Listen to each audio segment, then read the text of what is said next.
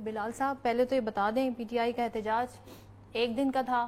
دنوں میں تبدیل ہو گیا، کنٹینرز اتنے تھے، راستے بند تھے، یہ پالیسی ورک کر رہی ہے آپ لوگوں کے لیے؟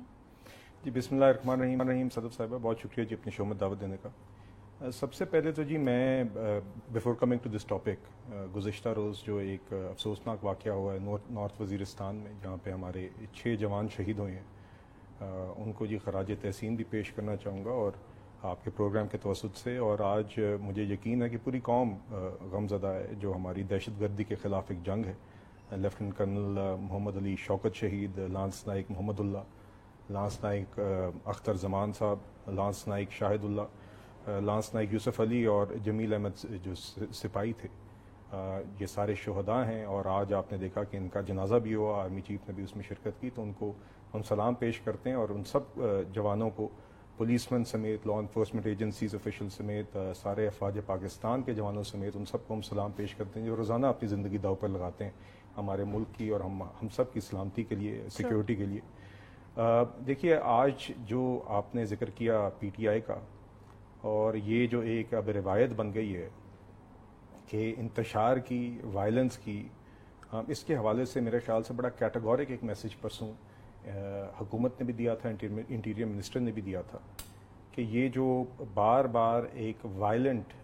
ایک جو نیت ہے، اس کو ہم بار بار اب انٹرٹین نہیں کر سکتے۔ جلسوں کی ان کو پہلے اجازت ملی، جلسے ان کے فیل ہوئے، جلسے کے دنوں پہ بھی ان نے انتشار کیا، اس دفعہ پھر ان نے احتجاج کے نام پہ یہاں پہ ملیشین پرائم منسٹر کے وزٹ کے دوران، آگے ایس سی او کا وزٹ آ رہا ہے، چائنیز پریمیئر آ رہے ہیں، ان کو پتہ ہے یہ سب کچھ، تو پہلے کی روایت برقرار رکھتے ہوئے انہوں نے، پی ٹی آئی نے یہ پھر سے وہی حرکتیں کی ہیں۔ آج آپ نے دیکھا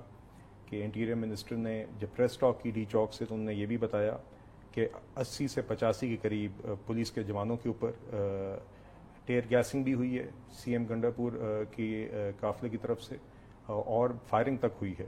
اور 80 سے 85 جو جوان ہیں وہ پولیس کے وہ زخمی بھی ہوئے ہیں۔ 120 سے زائد جو گرفتار لوگ ہیں وہ افغانی نیشنلز بھی پائے گئے ہیں۔ تو یہ ساری بڑی تشویشناک باتیں ہیں،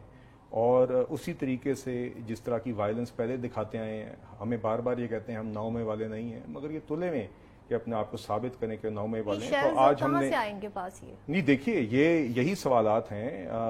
خیبر پختونخوا حکومت، اب یہ ریاستی مشینری علی امین گنڈا پور صاحب بار بار وفاقی حکومت، پنجاب پولیس کے اوپر استعمال کر رہے ہیں، اور یہ سوال پیدا ہوتا ہے کہ یہ ان کے پاس اتنی ٹیئر گیس اور یہ چیزیں کہاں سے آ رہی ہیں؟ کیا یہ ریاستی چیزیں جو خیبر پختونخوا کی ان کے پاس موجود ہیں اس کو وفاقی حکومت کے خلاف استعمال کر رہے ہیں؟ تو میرے نزدیک تو جی یہ افسوسناک بھی ہے، مگر بدقسمتی یہ ہے کہ وہ شخص جو جیل میں بیٹھا ہوا ہے، اس نے علی امین گنڈا پور صاحب کو اس کام کے لیے ہی سی ایم لگایا ہوا ہے۔ آج آپ دیکھیے کہ خیبر پختونخوا دہشت گردی کی لہر وہاں پہ ہے۔ گزشتہ روز میں نے آپ کو نارتھ وزیرستان کے اس انسیڈنٹ کا ہی بتایا، جہاں پہ انٹیلیجنس بیسڈ آپریشن افواج پاکستان نے کیا،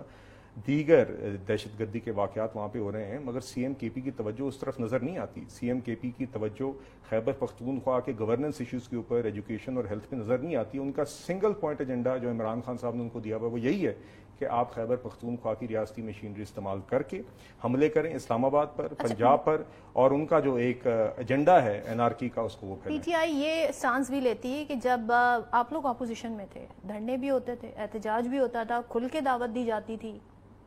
آپ لوگ جو ہیں ہر احتجاج کو، چاہے وہ لاہور میں ہو، کہیں اسے روکنے کی کوشش کرتے ہیں۔ سو یہ کہتے ہیں بیکاز آپ لوگوں کو خوف ہے، کیا حکومت جو ہے اتنی جو کنٹینرز لگا کے، شہری بھی بڑے سے پریشان ہیں، ایک دن کی چیز دنوں میں چلی جاتی ہے، so what is the achievement? جی صدف صاحبہ، دیکھیے بات یہ، ہمیں بھی یقیناً آپ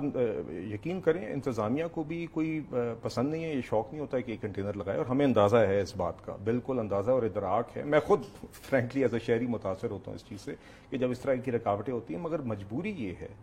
کہ پنجاب حکومت ہو، پنجاب پولیس ہو، پنجاب یا لاہور کی انتظامیہ ہو، اسلام آباد میں وفاقی حکومت ہو، شہریوں کی پبلک اور پرائیویٹ پراپرٹی کی پروٹیکشن پرائمری ذمہ داری ہے، اور جب بھی وہ ایٹ رسک آئے گی تو اس طرح کے اقدامات مجبوراً اٹھانے پڑتے ہیں۔ اور فرق یہ ہے کہ دیکھیے ہم نے بالکل جلسے جلوس کیے، جو آپ کا اوریجنل سوال تھا، مگر دیکھیے بالکل رائٹ ٹو پروٹیسٹ بالکل آئین فراہم کرتا ہے، رائٹ ٹو بدماشی نہیں کرتا۔ فرق یہ اب آپ نے دیکھا اسلام آباد میں ان کو ایک جلسے کی اجازت ملی، انہوں نے جلسہ کیا، اس دن بھی پولیس پر پتھراؤ ہوا، لاہور کے دن ان کو جلسے کی اجازت بھی ملی, رستے بھی سارے کھلے ہوئے تھے, موٹر وے کھلا ہوا تھا, جی ٹی روڈ کھلی ہوئی تھی, لاہور رنگ روڈ کھلی ہوئی تھی. جلسہ ان سے کامیاب نہیں ہوا تو علی امین گنڈا پور صاحب نے اسی طرح ہی آ کے شیشے توڑنے شروع کر دیے, ریاستی مشینری استعمال کر کے پنجاب پولیس پر تشدد کیا. اس دفعہ انہوں نے پھر سے کہا دھمکیاں دے کے, اور آپ کو یاد ہوگا اسلام آباد کے جلسے کے دن تو خاص طور پہ انہوں نے صحافیوں کو گالیاں نکالی. علی امین گنڈا پور صاحب نے خواتین پر گالیاں نکالی. بات کریں تو کیا گرفتار کر لیا حکومت نے؟ جی دیکھیے میرے علم میں نہیں ابھی تک گرفتاری. میں نے تو جو لاسٹ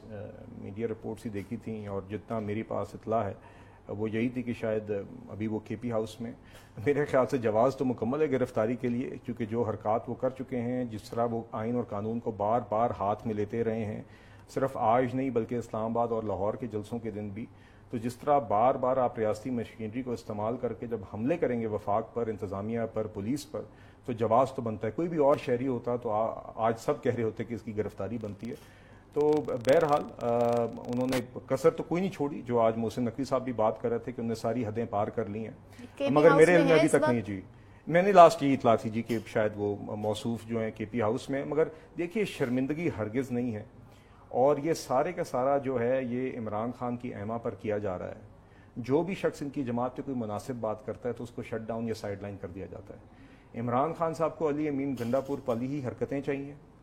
اسی پر ان کی وہ داد دیتے ہیں, شاباش دیتے ہیں, انہی کا وہ زبان چاہیے, انہی کی وہ دھمکیاں چاہیے. اس صورتحال میں جس کا آپ اظہار کر رہے ہیں, خاص طور پہ آئینی ترمیم کا ذکر ہو رہا ہے, وہ بھی ایک بنیادی کنٹینشن بنا ہوا ہے, تھوڑے دن کو پٹ آف کر دیں معاملہ. یہ دیکھیے آئینی ترمیم تو ایک پارلیمان کا حق ہے, اور آئینی ترمیم تو چیز بھی ایسی ہے جو جب تک ایک براڈ کنسنسس نہ ہو جائے اس حد تک کہ 2/3 اکثریت قومی اسمبلی میں علیحدہ اور سینٹ میں علیحدہ آپ کے پاس موجود نہ ہو تو ممکن ہی نہیں ہوتی. تو دیکھیے اس کے لیے تو پارٹیز کے درمیان مشاورت جاری ہے, پیپلز پارٹی بھی, ہم بھی ہیں, JUI بھی ہے, دیگر جماعتیں ہیں, اور جب وہ تو تب ہی ٹیبل ہوگا جب بھی وہ معاملہ 2/3 اکثریت کی حد تک اتفاق ہو جائے گا. یہ PTI کی خواہشات پر نہیں ہو سکتا, PTI کی خواہشات پر ججز نہیں ہو سکتے, PTI کی خواہشات پر ریاست کا نظام نہیں بدلا جا سکتا. ان کی تو خواہشات کا کوئی اینڈ ہی نہیں ہے. تو اس لیے پارلیمان میں جو جماعتیں ہیں وہ اپنا کام جاری رکھیں گی. اور وہ ایک الگ بات ہے, اس کو لے کے جو ساری کنٹروورسی بنی, مسودہ شیئر نہیں ہوا, مسودہ جو شیئر ہوا اس پہ ابھی آپ نے منچوتا صاحب کی گفتگو ملاحظہ کر لی, ان ایشوز کو ایڈریس کیا جا سکتا ہے ون بائی ون. نہیں دیکھیے یہ تو وہ لوگ ہیں جو آج ہم جو بھی ہم بات کریں گے اس کی مخالفت کریں گے, کیونکہ یہ تو مخالفت برائے مخالفت ہے. ابھی اس مہینے ان کو پتا ہے